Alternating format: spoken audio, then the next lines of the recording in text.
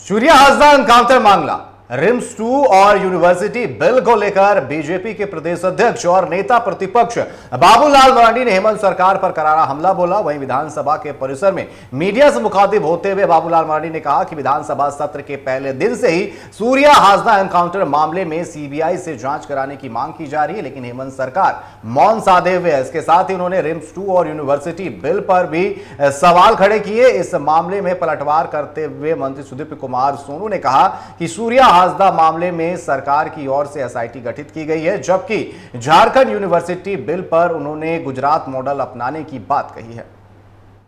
हासदा के जिस प्रकार से बेरहमी से उनकी हत्या कर दी गई और सरकार उसको इनकाउंटर बता रही है, और इसीलिए भारतीय जनता पार्टी ये हम सब ने सदन में इसकी मांग रखी कि भाई इस मामले को सीबीआई से जांच कराया जाए, वो भी आदिवासियों से जुड़ा हुआ। नगरी में आदिवासियों की खतियानी पहनाई जो जमीन है,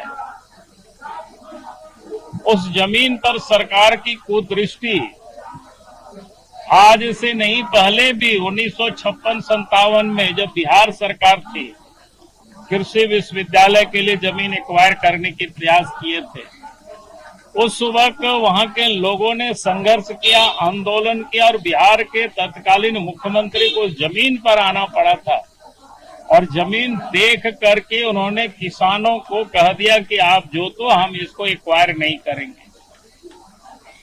फिर 2012 में उस समय भी IIM और IIIT के लिए उस जमीन पर सरकार की कुदृष्टि पड़ी, उस समय भी लोगों ने आंदोलन किया। फिर आपने देखा कि जिस प्रकार से विधानसभा से ये जो विश्वविद्यालय जो बिल इन्होंने पारित किया, उनके पास बहुमत है।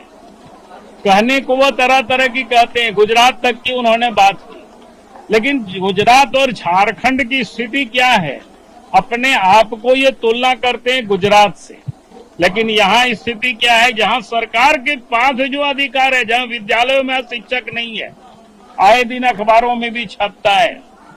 मुख्यमंत्री ने अपने नाम से मुख्यमंत्री एक्सेलेंसी ऐसा कुछ विद्यालय बना, वहां भी आप देख लीजिए शिक्षक नहीं है, पढ़ाई नहीं होता है।